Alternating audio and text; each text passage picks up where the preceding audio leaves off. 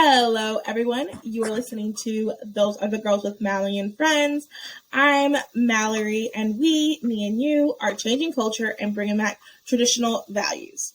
So I am so excited for today's episode. I have Will Moore, who is the Assistant Director for the North Carolina Right to Life, and he's going to be talking to us about abortion, about what's going on in North Carolina, and about what we can do and things like that. So Will, tell us a little bit about yourself. Yeah, I appreciate you inviting me. Like you said, my name is Will Moore. I'm the Assistant Director of North Carolina Right to Life. I really appreciate the invitation because we've been getting calls and doing interviews. I've been doing interviews with national media and statewide media and local media since 2014. And one of the problems that we constantly find is having good platforms to get good information out. And you're not going to be able to do that from my experience. And we'll talk to anybody, but unfortunately, it just seems like a lot of times what normally happens is we sit down with these groups for 30 minutes. And then after we do that, we feel like we have a good conversation. And then we sit down and look at the actual story, and there's like 5 seconds of our face. And then there's like this whole little diatribe of other stories that we weren't even aware of or whatever. So these types of platforms are really important to get the truth out there. I appreciate the invitation. But yeah, I'm Assistant Director for North Carolina Right to Life. We work in the state of North Carolina, everywhere in the state, wherever we're invited to educate and engage on the issues of the right to life. So whether that be the issue of abortion, infanticide, euthanasia, and issues that would lead to denial of treatment, that would lead to suicide.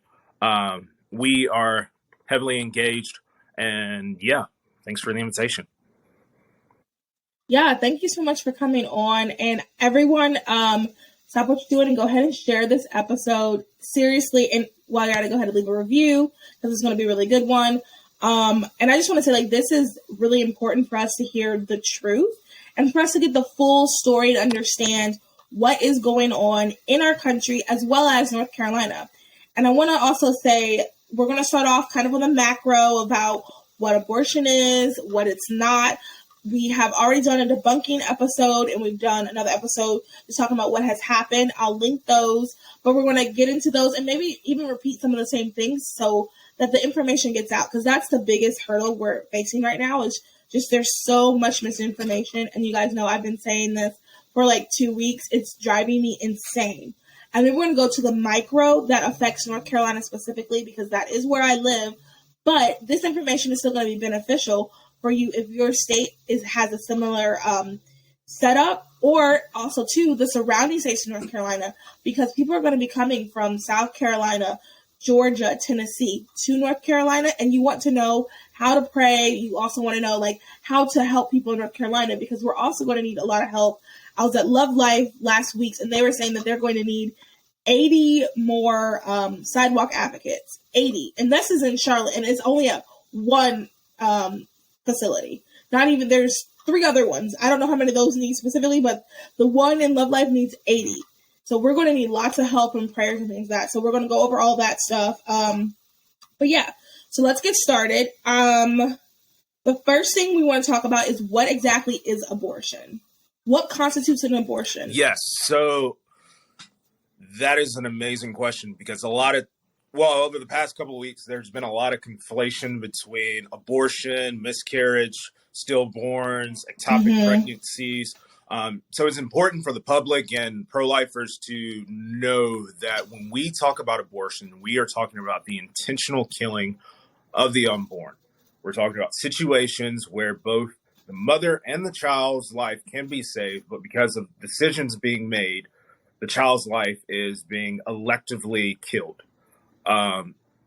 So yeah, it's not a miscarriage or stillborn, which by definition, we're talking about instances where the child's life is taken accidentally or just not intentionally. And we're not talking about cases where the life of the mother is is going to be taken away because of, for example, like an ectopic pregnancy or something like that, where you have a situation where the life of the child unfortunately can't be saved. Tubes. Yeah. And Melanie gave us a really good definition for anyone listening. I'll link the episode. Melanie gives a really great definition of what an ectopic pregnancy is. She goes over all of that parts. But yes, what Will said is correct. It is not. It is the intentional killing, and I think part of what is, and then we can keep going to the question. I just want to get this off my chest. Part of what's annoying and frustrating me is people conflating the two, or the three or four. They're putting them all, lumping them all together. So it's scaring women. Because, I mean, if you go look at comments on different, especially like left-wing Instagram pages or like left-wing Twitter or pro-abortion advocacy, whatever, look at their stuff. There's women who are legitimately scared that if they have a miscarriage, somehow the government is going to come and find out and they're going to go to jail. And when you are saying that abortion, miscarriage, stillborn, ectopic pregnancies are all the same, that's causing fear mongering. And that's causing people to, I'm sure there's women out there who have so much anxiety over scenarios that will never happen, but it's hard to get that information out to them. So that's why this is, everybody share this, share. And you can see even the president today, me and my boss, the president of North Carolina Right to Life, Dr. Pincus, he's an actual doctor that's been a doctor for decades.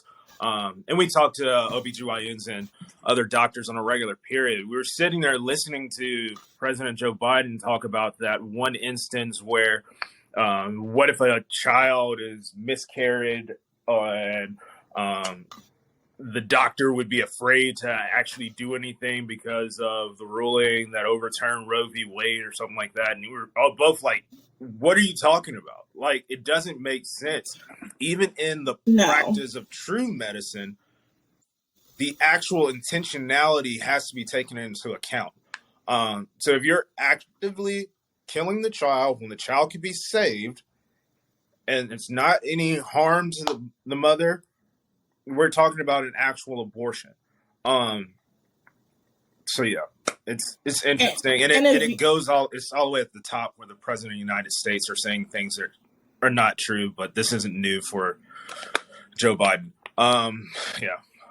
No, it's not. And I think it was Allie Stuckey. I heard her say, like, if your doctor cannot tell the difference between a miscarriage and an abortion, you probably should get a different doctor. Yes. Like, your doctor should be able to tell the difference. Okay. So. And there are other ways that abortion is being done, not just as a tool of misinformation, but where other things that we can share right now where there are abortions being done for many different reasons. I know I've been engaged with the issue of abortion since at least 2013. So I've been listening, reading different polls. But one of the things that I've been told consistently was that abortion oftentimes has been used for many different reasons that can go under this one little tool that people advertise abortion as. And that tool is that it's a tool of like secrecy, or a tool of trying to do this false reset where if you get an abortion, you ignore the situation, whether it's poverty, whether it's someone being abused, whether it's a various amount of reasons, where if you go through those situations, you can see that the abortion actually isn't solving the situation, is actually in many cases making it worse. In the vast majority of the situations, it's making it worse. There was one instance that came across my timeline by a advocate, and you can show the news article about the man that. Oh, Leon. Yeah, Leon. There was a fellow that the police found who was abusing this girl from the age of 17, and had been raping her consistently. She was found. Well, she was pregnant. I think it said on the bottom, was pregnant 7 times, and each time she was pregnant, the guy basically took her to the abortion clinic to try to do this fake little reset. Realizing that, okay, if you can reset it with instances of rape, you're actually this is an instance where you're putting that person back in the situation that a lot of sexual assaulting people go through, where the majority of the people that assault them are people that they know. So oftentimes, if you really look at the issue of abortion, people have used abortion as a policy solution to issues where abortion isn't really solving it. In many cases, it hides the situation and prolongs the situation. There's also other issues where, we can talk about it a little bit later, where the FDA has made this wild, wild west thing with mifepristone abortions, where if a woman has an ectopic pregnancy and she takes that progesterone inhibitor, it actually can not only kill the child, but it can kill her, which is leading a bunch of women in their own rooms, in their own corners, left alone, which goes against our state rules because we acknowledge the dangers of that. Even the pro-aborts can acknowledge that. But again, another instance where abortion is used as this quick little, we can hide it in the closet and pretend like it doesn't happen. But we know women are hurt. We know that ultimately abortion doesn't solve the real problem and these issues that women are going through and their children are going through. On really quick on what you said about miso, I was watching a documentary, and it was actually by Vice, I believe. So, take everything with a grain of salt. They accidentally kind of were on our side in the sense of they were talking about how people are now going to Mexico to get the pills.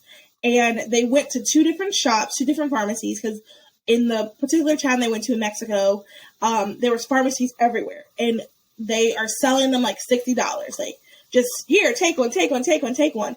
And what they came to realize is the 2 different pharmacies were giving them 2 different advice. So they were talking about how dangerous it is. And I think like they were trying to see, that's why we need it to be legal. And in my head, I'm like, see, this is why we can't allow women to think that this is an okay thing to do. Like, you're promoting it. You're saying, get these pills, but like the 2 pharmacies, they weren't even doctors. They were just, at like a random guy from the corner store is like, here, take these pills. And the first one was like, yeah, you take 8. And it comes with 50, but you take 8. And I'm like, I don't know. I've never taken, but I'm like, that cannot be right. Right. Then you just take 1 every hour. Right. And it goes like, towards the overall pro-life stance of what we are fighting for is a state and ultimately a culture that supports life foremost, before it all. If we can save the mother, we can save the kid, let's do it. Yeah. So yeah, I mean, and that goes towards the Roe and Doe and Casey policies that we can talk about too. Yeah, let's get into that. Can you explain, okay, one thing that should we show the video first? Actually, the question, go ahead. Okay. Well, one thing that I have a lot of people asking me about is like explaining what exactly was Roe and what exactly was Doe, and then how did that, like, what did Dobbs have to do with that? I get that question a lot. So could you like break that down? Yeah, let's play. I gave you a video that James Bob, which is a constitutional lawyer that has been arguing for the right to life for decades. There's a short 2-minute video that we're going to play. And after that, we can talk a little bit more. I think he does a good summary about what Dobbs is, and I can fill in the rest. Okay, perfect. Here we go, everybody. Thank you very much, and what a glorious day today is. I get the opportunity, the privilege of telling you what the Supreme Court decided today. And in one of the finest majority opinions I've ever read, one of the most well-reasoned and comprehensive decisions I've ever seen, and I've been practicing before the U.S. Supreme Court since 1977. I filed my first brief.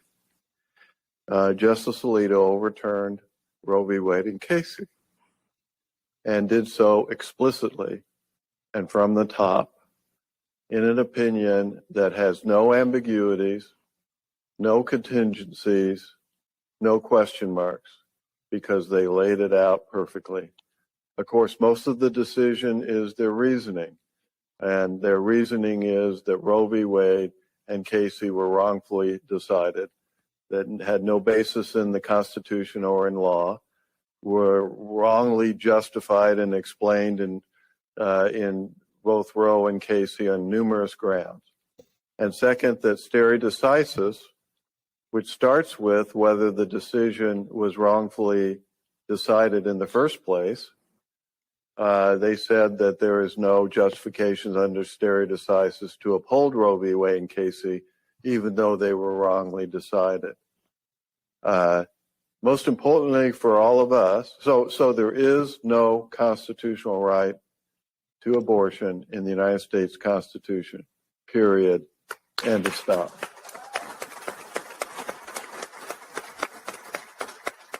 They also dealt with one of the fallbacks, which is gender discrimination, which, of course, has been advocated by a number of people, including Ruth Bader Ginsburg, both before she was on the court and during the time she was on the court. And if abortion regulations were viewed as gender discrimination, then all abortion regulations would be struck down. She wanted an absolute right to abortion, and she thought she could find it in gender discrimination.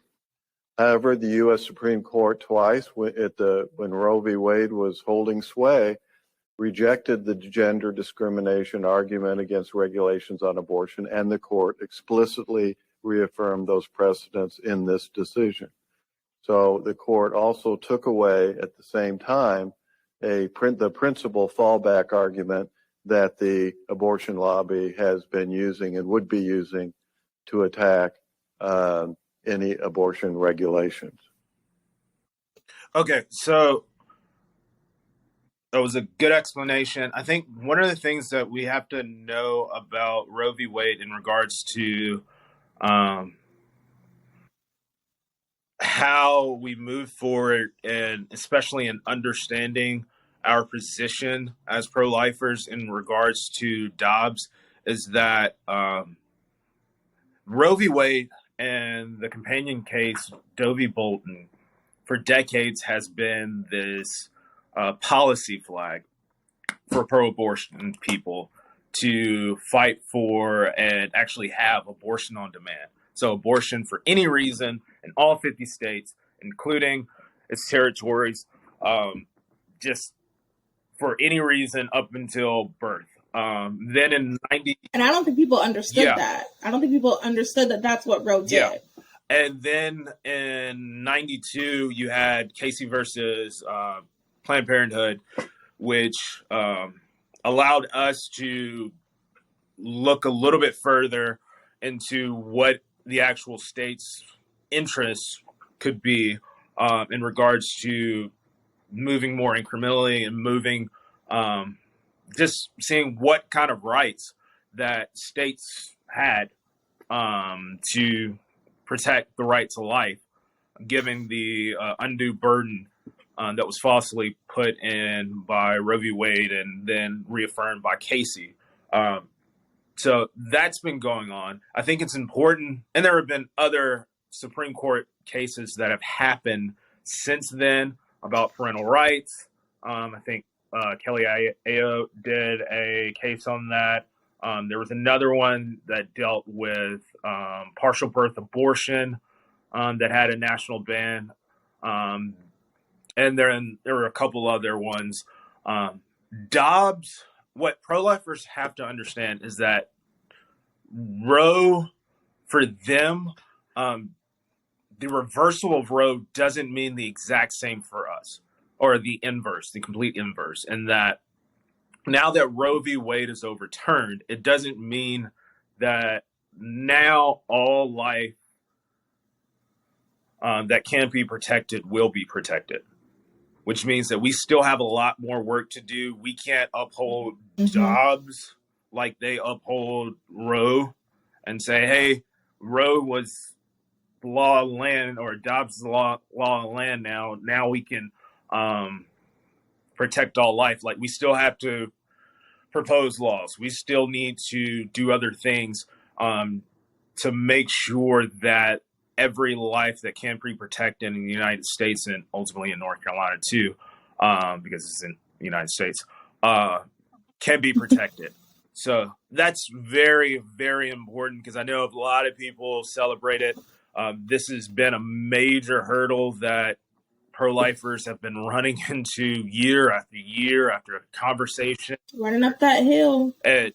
It's down. I know I had a bunch of different calls when it was finally overturned. They were like, yeah, what are you going to do now? We're like, we're going to work, because it's not over.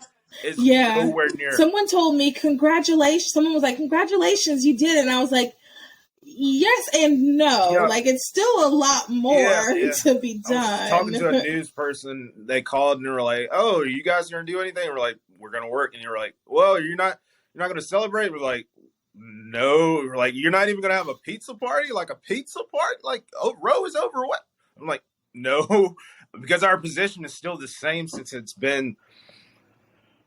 we've started in 1973, which is to fight for the rights, unborn, for everybody that has innocent, just fighting for that right to life. And until that's secure, then we have work to do. And also, most importantly, the reality is nothing changed for North Carolina specifically. I think that's one thing that people, in Charlotte, once a week they've been having random protests. And it's like, you guys are protesting, but, nothing's changed here. You should be, people in Tennessee should be protesting. But I guess that the reality is people of Tennessee are probably happy about what happens. They're not going to protest. Well, they should protest. I'm sure there's like one or two. Yeah, people in Tennessee should be protesting, and North Carolina should follow their their lead. And people in Charlotte should be protesting for the rights of life, because we care about their life just like we care about the unborn life. There's a lot of work and stuff to be done. I know that since Roe v. Wade, there's been a lot of talk about like codification.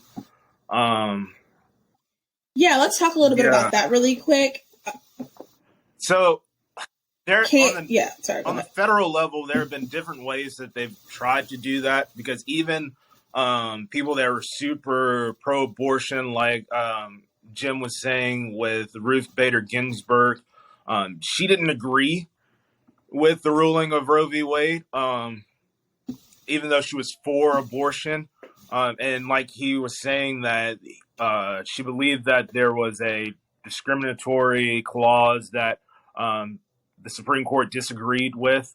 And we actually see that in North Carolina. There have been a couple of court cases that pro-aborts have brought up to try to argue against a lot of the bills that we've passed in the state of North Carolina to protect life. That's something that's been done, as well as there was an ERA bill, or Equal Rights Amendment bill, that people have used to try to advocate for state funding for abortion, even though the constitutional amendment process has expired for decades now. There have been FOCA, or so-called Freedom of Choice Acts, on the national level and state levels, where they try to install some alleged right to abortion when, there should be no right to intentionally kill someone. I don't know how many times we have to say it, but I guess that's our job. So we'll say it as many times as we need to. Like, you should not kill a person that does not have to die, especially if they're one of the most innocent people that have done Defenseless. nothing. Like our lives Yeah. itself are examples of like things that we don't earn. We didn't earn the right to life. We were granted the right to life, and that's something that we need to continue to other people, or else it's just not equal. So there are FOCA laws. They've rebranded FOCA laws as like, I think it's. Well, what does that stand for? Allegedly, it's freedom of choice. Okay. And there's also, they rebranded it now to be, I think it's like Women's Health Protection Act, because it sounds better. Okay. But it's the same kind of goal of, now they're saying codify Roe. No, I mean, you can't codify it now, but they're trying to reinstate the principle of abortion on demand for any reason in any state for any cause, as Planned Parenthood and ACLU says in the state of North Carolina, care no matter what, which is weird because it's not really care. So how does this affect North Carolina? Because, I mean, we're in North Carolina. We have our legislative, executive, and judicial branches right now. The governor and the attorney general for years now have been reaffirming their positions to abortion or the intentional killing of unborn children for any reason. Now, I have a quick question about that. I was talking to Vic, and she brought up a good point. Why haven't they already done something then? Like, why didn't they? They've had, 6 years? They've had 6 years to do something. Why hasn't he? I'm glad he hasn't, but like, what is his? He as in the attorney general or Governor Cooper and the attorney general. Like, why is he just now doing an executive order? If this is so important to him, why didn't he do an executive order earlier? Like, what's the? Well, once again, I'm glad, but I'm just curious. Like, what's been holding him back? Not gonna lie to you, I don't know everything that's going on in his head.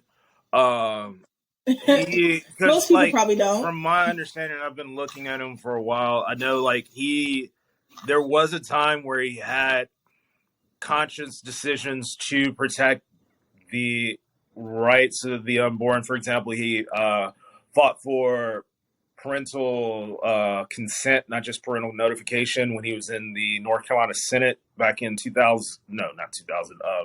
95. Really? Yeah, he hasn't been on our side since, from what I've looked up. Maybe he voted for Safe Harbor, which is something that we got done in the state of North Carolina in 2001 that said if a baby is delivered to prevent having babies, like we still have cases in the United States where babies are being found on the highway and things like that. You can safely deliver that baby to a local fire department or healthcare department, and hospital. No questions asked within the first couple of days. So, yeah, to fight against not just abortion but infanticide, that was important. Let's see, but why he hasn't done anything? I mean, he's done the most, to my knowledge. He's done the most vetoes that any governor in the state. It feels like any governor in the state of North Carolina has done. So he's been busy vetoing. So getting in the way of progress. From what I just feel, to me, it's just kind of what I understand that that executive order to be. It's just a bunch of words that don't really mean a lot. I mean, like, if you read it, there's a line. We were talking about it right before we started. Like, there's a line that says that they will uphold the rules and regulations and laws of North Carolina.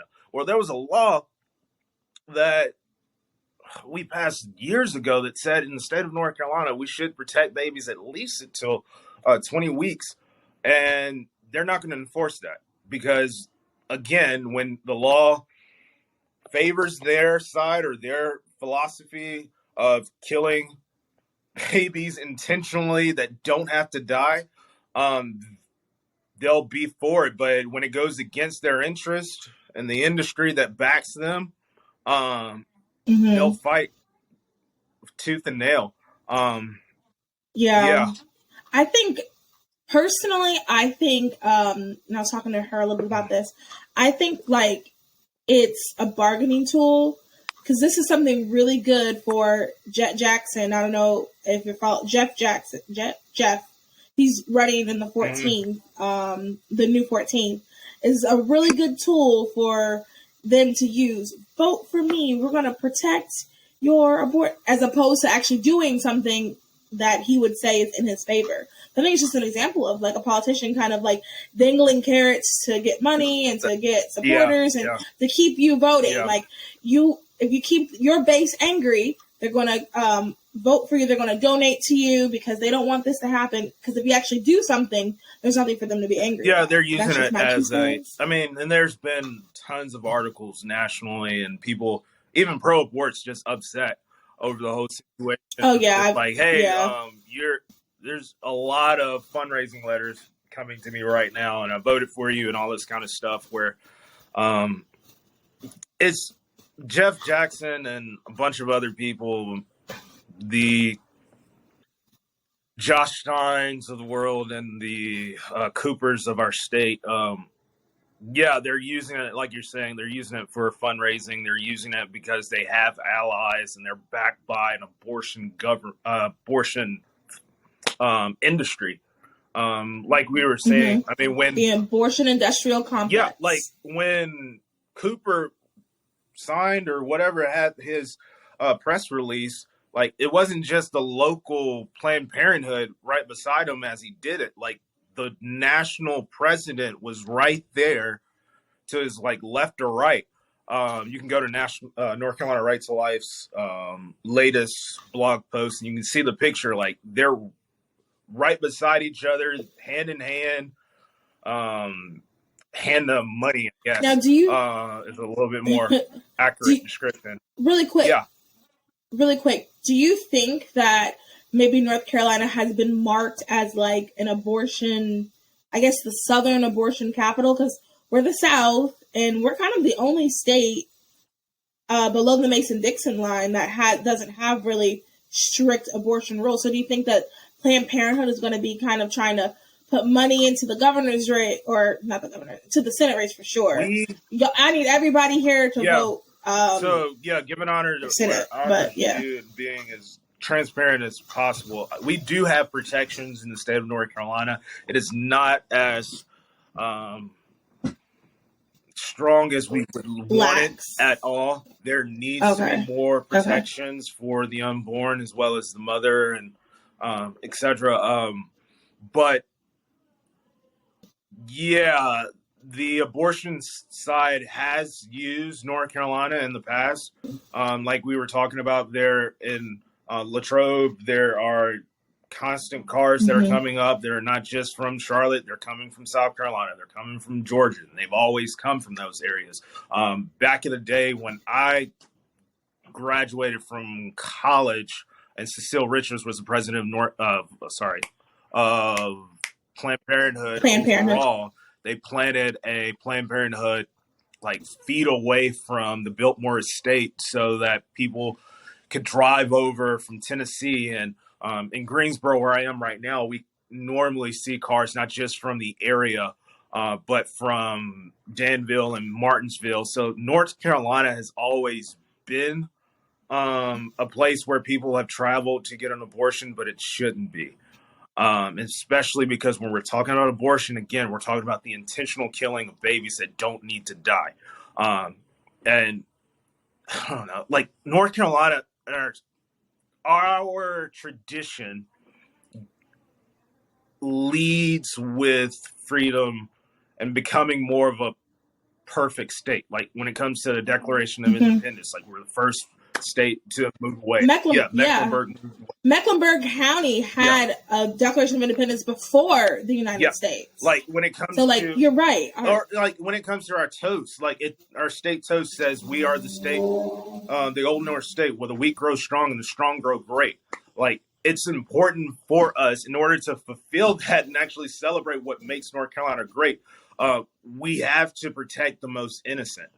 So yeah, I don't know if I answered your question. I know you asked about Cooper. Yeah, no, that Stein, you did. You answered. No, that was good. And you're so right. I think that now we're obviously into like the micro, but I think that North Carolina,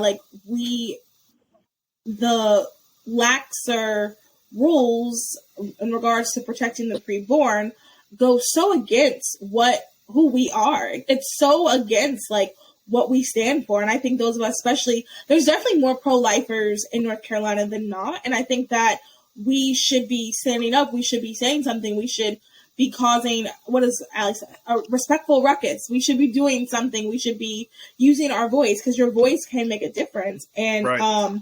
I think that when we, focus on what do we want for our state, we have to take our state back, because there's definitely more pro-lifers in North Carolina than not. I think that, I know for me at least, in Charlotte, it does feel very if I go to a protest and then it's me and 6 other people maybe, and then it's thousands of others. But once you get out of the big cities, we are for life. that is, and even in the big cities, I've met a couple of people the last couple of days because of some things that I've been doing, that people are pro-life, or people are you know what, I can't get completely behind you being pro-life, but I definitely think 20 weeks, that's way too much. So, and obviously, right. I'm going to move them to the complete side.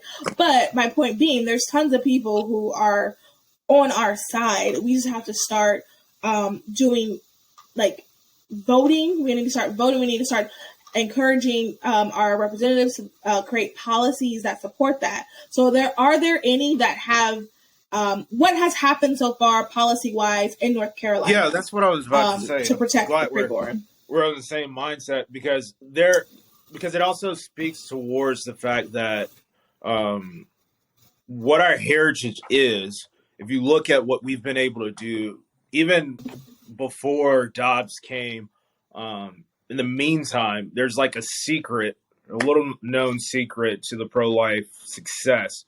And it's focus. It's being able to sit down or focus on specific issues, have conversations about it. And even whether you're talking about in legislative stuff, whether you're talking about sidewalk advocacy, where you're talking directly to a mother and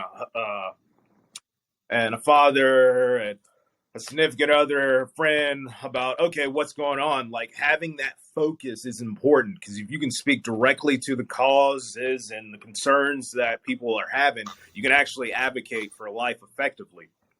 There have been a couple of cases. There was one that I was talking to you earlier that we can show now about the Unborn Victims of Violence Act, where we fought for over 10 years. When I first started working with North Carolina Right to Life, I got in contact with a civil rights advocate named Effie Steele.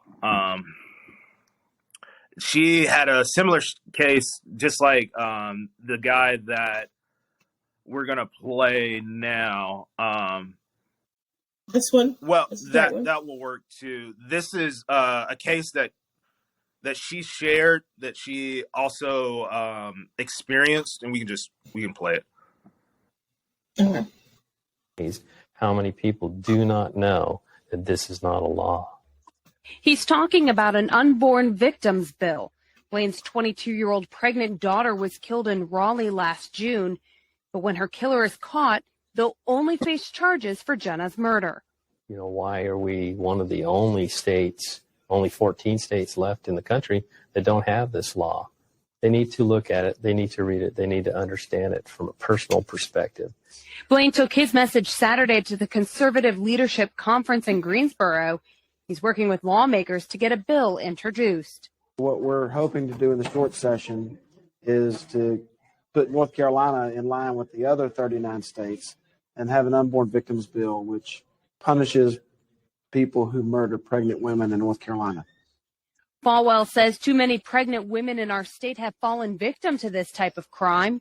He hopes stiffer penalties could make a difference. Bad circumstances can result in good legislation, and that's what the Unborn Victims Bill represents. Bad circumstances that we're going to take and turn it into good legislation to protect the two victims that suffer anytime a pregnant woman is killed. And keeping other families from what Blaine and his family have gone through is why he says he's here.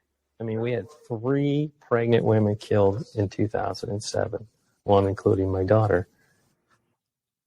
That's not getting better, that's getting worse. And until we start making a stance and making these laws tougher, they're just going to keep doing it. Reporting in Greensboro, Stephanie Stillwell, News 14, So Carolina. that instance was about year 7 of an 11-year fight that we fought to have protection, at least recognizing under state law that if a child were to either be injured or lose their life in a felonious act, then the life of that child has to be considered under state law. So another lady was Effie Still that I was talking about. She lost her grandchild and her daughter because someone was hired to kill her daughter because the daughter chose life. So there have been examples like the Unborn Victims of Violence Act. There have been other bills. There's the Women's Right to Know bill that we passed in 2011 that said in the state of North Carolina is now like a 72-hour waiting period where a woman can evaluate her options. The state Department of Health and Human Services gives free fetal development information, where it's a situation where we want North Carolinian mothers to have as much information about her options, things that she may be going through, things that she may go into, because there have been many of instances where women have had an abortion and dealt with things after abortion that they didn't have to deal with if they didn't have that abortion. So having full information is important. So there's that. There are, we did a cremation bill that said in the state of North Carolina, the only way that someone would be paid wouldn't be for burial and cremation of or cremation of an unborn child. So to eliminate people getting paid off of unborn babies' body parts, we did that in 2015. Okay. So we've done things. See, but it's a this is good because yeah, and I think this is good to know because sometimes I think it feels like we're not getting anything done, and sometimes for me, I just thought in my head since the beginning of since the beginning of like laws that a baby in the womb was still considered a human, so you'd be charged with both. I think it's good to know that, you know what, that wasn't always the case, and sometimes you have to make the law. I mean, our responsibility is to, say 1 + 1 = 2 as many times as we have to say it. I mean, it's right. The reality is it's a light, and that's the number one winning tool for all pro-lifers. I mean, we're always going to be outspent. We're always going to be out-yelled. We're always going to be all this other stuff. We're not going to have the fanciest whatever. But one of the things that we have on our side is the truth. And you can't hide that light. So it's our responsibility to hold it up. And as long as there's an injustice, we have to hold that light up until the weak grow strong and the strong grow great. I love that. I did not realize, born and bred North Carolinian, I did not realize that was our toast. I love that. So, there's... I wanted to... Oh, sorry. Go ahead. Well, I was going to say something else. Yes, about the light. I think also, too, we all have to remember that it took 50 years for Roe to be overturned, but it was consistent, keeping going, keeping at it, working hard. So even in your state, if things are not going the way you want, it's the consistency. And I've heard this actually from, I've been listening to a couple of like pro-aborts that have YouTube channels, talking about it just to hear what they're saying. And that's one thing that they have, almost all of them have said that, like, yeah, those pro-lifers, they just kept at it. They kept at it. And you know what? They're right. We did keep at it. So we can keep going at it, even when it feels like there's two of you, even if it feels like there's nothing getting done. The key is just being consistent. And that is how we will get laws passed. That's how we will protect the preborn. That's how we will also make abortion unthinkable, because that's the other aspect of it too. We want women to not even think that they have to do it. We want women, if they are in a crisis and they do feel overwhelmed, we want them to come to pregnancy resource centers, to churches. That's more to their community. That's more of the goal. Right. But yeah, I just wanted to add that. Yeah. And overall, the goal is to have everybody, whether you're a Republican, Democrat, Independent, I don't know, insert your identity. Green Party. You should advocate Anarchist. for life. And we're moving towards a society that is more perfect. We are not perfect, but it also, I wanted to say that you should be consistent, but in order to be effective, you also have to, again, I'm going to say it as many times as I can, be consistent with focus, where you're listening to the other side and you're addressing their concerns. Because, again, the noise being louder, it just sounds like a circus.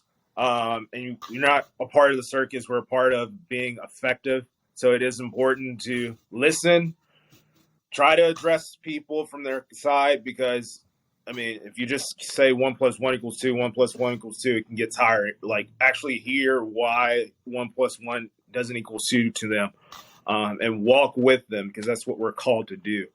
Other things we're called, I know there are other ways we can get involved. Again, I said, when it comes to policy, there is the legislative side. So there's legislation that you can learn more about on our website at North Carolina Rights. Well, sorry, NCRTL, the first letters of North Carolina Rights Life .org. I'll link that. There's also hopefully we're gonna have more stuff about the executive order or executive orders that came out. So if you're not subscribed to our emails, go ahead and go to our website and do that.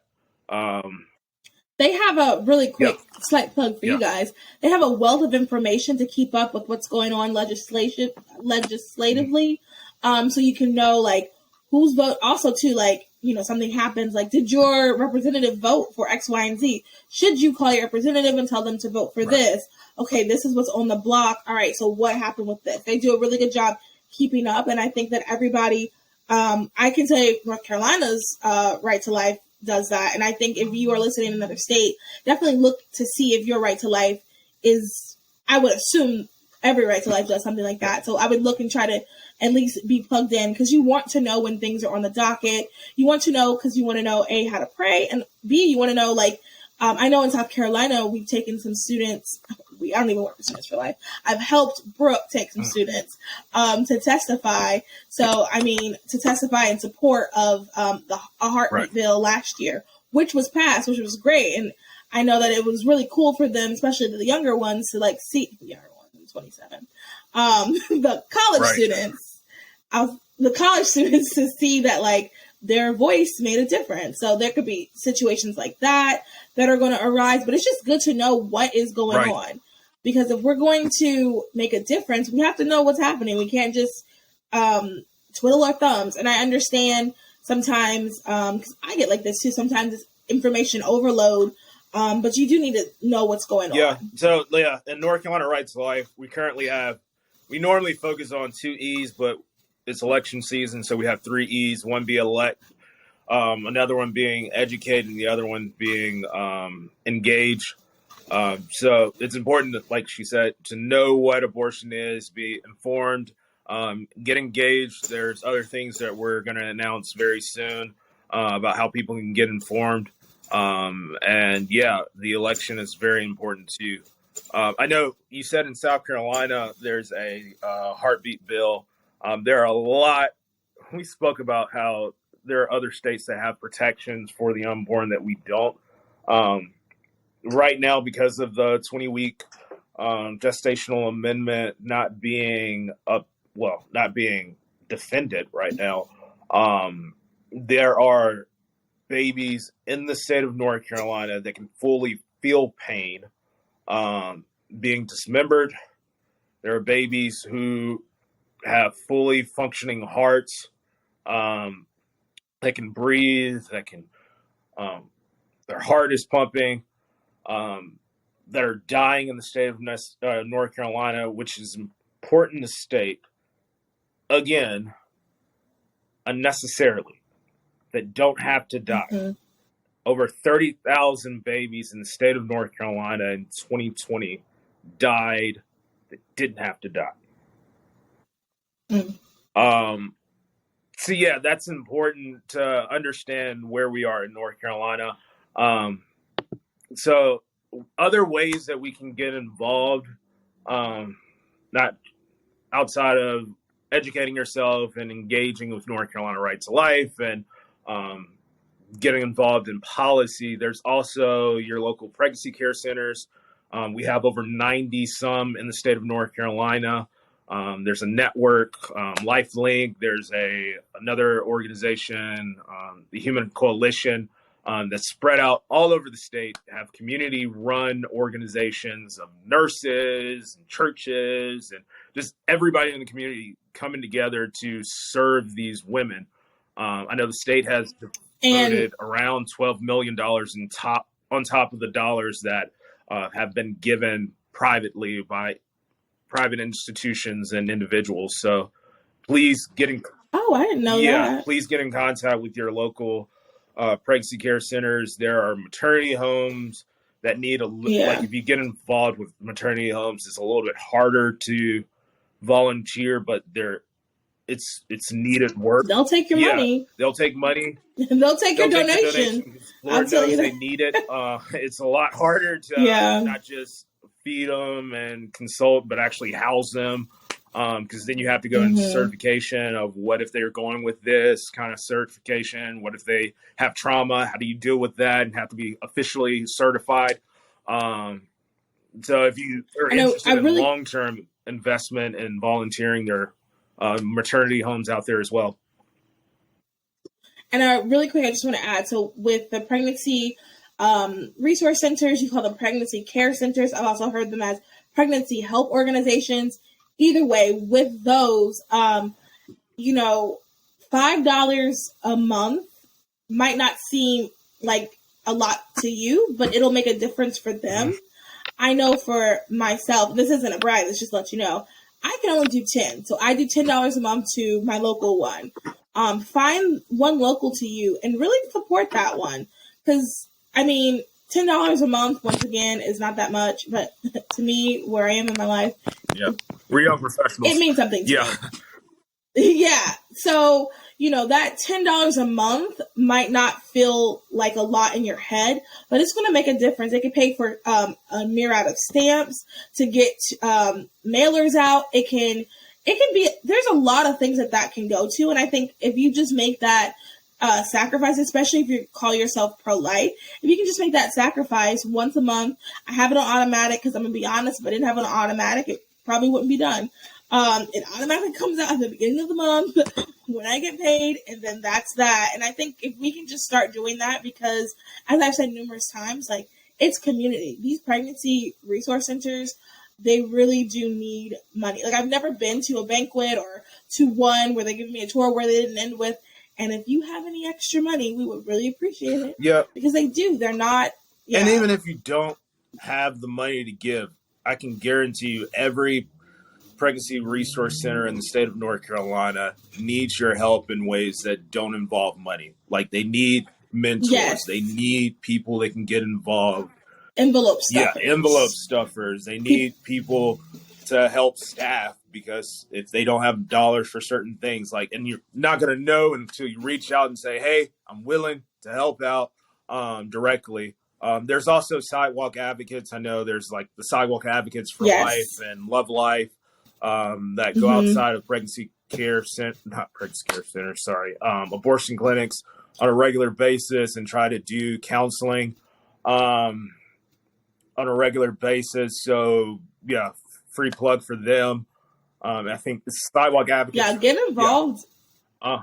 Well, I was gonna say really quick, get involved with that as well. Like, it really does make a difference. I don't remember the exact stat, but it is more than 50% can turn away in a day because they see people out there. And I know that, so the one on Latrobe, I was actually having a conversation with a friend Right. because that one's kind of a little discouraging. They have done any and everything to block us. You guys can look them up, like, on YouTube. They've had documentaries about them. They have a flat, like a growing, fabulous TikTok page because they're just so wild and outrageous. And it can feel very discouraging to do that and to be trying your best.